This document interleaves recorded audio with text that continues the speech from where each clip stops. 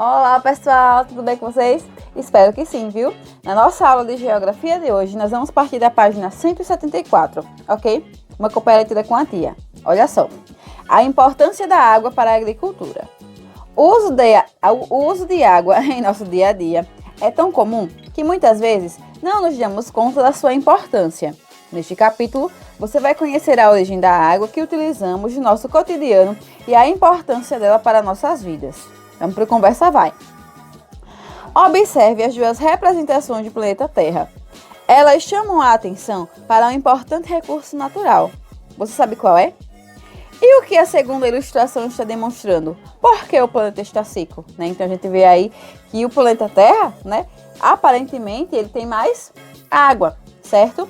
Mas que, gente, essa água, se nós não cuidarmos dela, ela pode vir a se esgotar, a água que nós utilizamos para consumo. Mas a gente vai acompanhar isso no decorrer do capítulo. Então, tá chamando a atenção para esse recurso natural que é a água, certinho? E a gente vê o planeta Terra seco, Estranho, já pensou se fosse desse jeito? Vamos lá. Página 176. Conversa vem. Como foi possível observar anteriormente, há pouca água em nosso planeta. Mas, para a nossa sorte, a água faz parte do grupo dos recursos naturais renováveis. Você sabe o que significa? Explique, tá? Então vejam só, o recurso natural renovável, gente, é um recurso que a natureza nos oferece e que se renova, tá? E a própria natureza faz com que esse recurso, ele se renova. Então a água ela é um recurso renovável, mas isso não quer dizer que nós podemos esbanjar água por aí, gastar água em excesso, tá? Porque a gente vai ver no decorrer do capítulo que a quantidade de água própria para o nosso consumo humano, e para o consumo dos animais, enfim, é mínima, tá? Então nós precisamos sim usar a água com responsabilidade. Mas vamos embora para o conteúdo, tá? Para a leitura. Vamos lá. A água na Terra. A água faz parte da constituição do nosso planeta, assim como as rochas, o solo, as florestas, o ar e muitos outros elementos naturais. Alguns elementos naturais do nosso planeta são considerados renováveis e a água é um deles, pois ela está sempre se renovando na Terra através do ciclo da água que veremos mais adiante. Uma característica importante da água é que ela pode ser encontrada em 3 estados físicos, tá? Sólido, líquido e gasoso. Observe o esquema a seguir. Ele ilustra a relação entre a temperatura e a passagem do estado físico da água, Então a gente vê aí a água no estado sólido, quando está frio, No estado líquido, quando está no meio termo. E o estado gasoso, quando ela está muito quente, ela vira vapor, certinho? Vamos para o mão na massa. Complete as frases a seguir com as palavras que estão no box. Temos líquido, quente, sólido, gasoso e fria, tá? Então, letra A. Quando a água está em estado, nós a ingerimos. Então, a gente ingere água no estado sólido, tomar gelo? Não, No estado líquido, certo? Letra B. Quando a água está em estado sólido, significa que está muito fria, Ela está tão fria que congelou ali. Letra C. Quando está muito, a água sólida derrete e fica líquida. Então, o gelo ele derrete com calor, Então, quando está muito quente. Letra D. Quando a água está em estado, ela forma vapor. Então, quando ela está no estado gasoso, não é isso? Letra E. Quando a água está no congelador, ela fica em estado sólido. Segundo, que tal representar os diferentes estados físicos da água? Desenhe a água no estado líquido, sólido e gasoso nos espaços a seguir. Então, vocês vão desenhar aí a água no estado sólido, líquido e gasoso, certinho? Vamos lá. Página 178, ciclo da água. Você sabia que a água faz parte de um ciclo natural quando encontrada na natureza? Observe a ilustração a seguir e veja como funciona este ciclo, tá? Então, aí no livro de vocês vai ter a imagenzinha de como é que esse ciclo funciona e o passo a passo, tá? A descrição de cada passo, na verdade, como vocês podem observar, aqui, certinho? Tá enumerado e aqui é a descrição de cada passo desse, De cada etapa dessa. Vamos ler? 1. Aquecida pelo sol, a água dos oceanos, mares, lagos e rios e da vegetação fica em estado gasoso e vai para porções mais elevadas da atmosfera, tá? Então, essa água é aquecida, vira vapor e sobe, tá? 2, olha só. Os ventos levam o ar úmido para o continente. 3. Com a redução da temperatura, formam-se nuvens de chuva. 4. Grande parte da água da chuva escorre pela superfície e forma os rios. 5.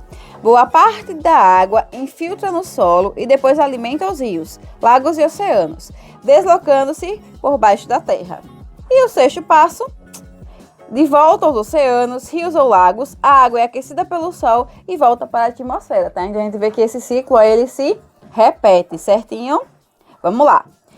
Imagine que neste copo está toda a água do mundo. Olha só, 2,5% de água doce e 97,5% é salgada. Gente, olha só, tá? É mínimo a água doce, que é a água para consumo, tá? É mínima. Olha a diferença, certinho? Toda a água do nosso planeta é potável, ou seja, própria para utilização humana? Será que temos pouca ou muita água à nossa disposição? Em quais atividades do nosso dia a dia utilizamos a água, tá? Então, é claro, gente, que a água para o nosso consumo, ela é pouca, certo? E nós utilizamos água para tomar banho, para cozinhar, né? Para matar a nossa sede, para dar para os animais, aguar as plantas, enfim, a gente utiliza muito a água, tá? E se a gente não cuidar, como a gente já falou, essa água que nós utilizamos, a água própria para consumo, ela vai acabar. Vamos lá. Rios. Agora que você conhece o ciclo da água, podemos concluir que esse recurso utilizado nas atividades humanas chega à superfície por meio da precipitação. Então, tem aí no glossário o que significa precipitação. Olha só. Nome dado às formas em que a água retorna para a superfície terrestre, seja granizo, neve ou mais comumente como chuva. E aí a gente vê, né, a água em estado de granizo, de neve e de chuva. Em regiões cobertas por vegetação, parte da água precipitada é absorvida pelas plantas e depois é liberada para a atmosfera, onde se converte em nuvens e gera novas precipitações. Já a água que não é absorvida pela vegetação pode tomar dois caminhos. Um deles é escorrer pela superfície, formando os rios, e o outro é infiltrar-se no solo, formando reservatórios de água subterrâneos. Dessa maneira, os rios se originam em pontos chamados de nascentes, quando a água subterrânea volta para a superfície e forma um pequeno rio. E aqui, gente, a gente vê a nascente do rio São Francisco, olha só, tá? A nascente do rio São Francisco, né? Quem olha assim não imagina o rio, né, enorme que ele se torna durante o percurso que ele faz até desaguar no mar, né? Uma nascente pequenininha. Vamos lá, página 180. Os rios maiores e mais extensos são chamados de principais. Já os que fluem para o rio principal são chamados de afluentes. Esse conjunto de rios é chamado de rede de drenagem. As redes de drenagem são caminhos que levam a água das partes mais elevadas do relevo até a sua foz, porção onde o rio termina, tá? Então a gente vê aí que tem o rio principal, certo? E tem os afluentes, que são os rios que chegam até esse rio maior, tá? Para desaguar lá no mar, tá? Na foz. Então a gente vem aí, ó, foz, afluente, rio principal e nascente, tá? A nascente é o local onde o rio nasce, ok? Afluente é o rio, ó, que vai encontrar com o rio principal. E a foz é o lugar onde o rio deságua, certo? Segundo, escreva nas linhas a seguir uma breve definição das palavras que você aprendeu, tá? Então, com base nisso que a tia explicou, o que é nascente, gente? É o local onde o rio faz o quê? Nasce, certo? Rio principal. O que é o rio principal, certo? Letra C. O que é o afluente? Letra D. O que é a foz, tá? Então, o que é cada coisinha dessa aí, certo? Muito bem. Vamos lá, página 181.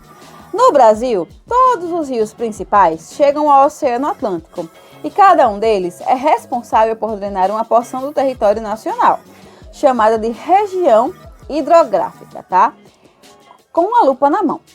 O Brasil possui 12 regiões hidrográficas. Observe no mapa a seguir, tá? Aí a gente vê o mapa, né?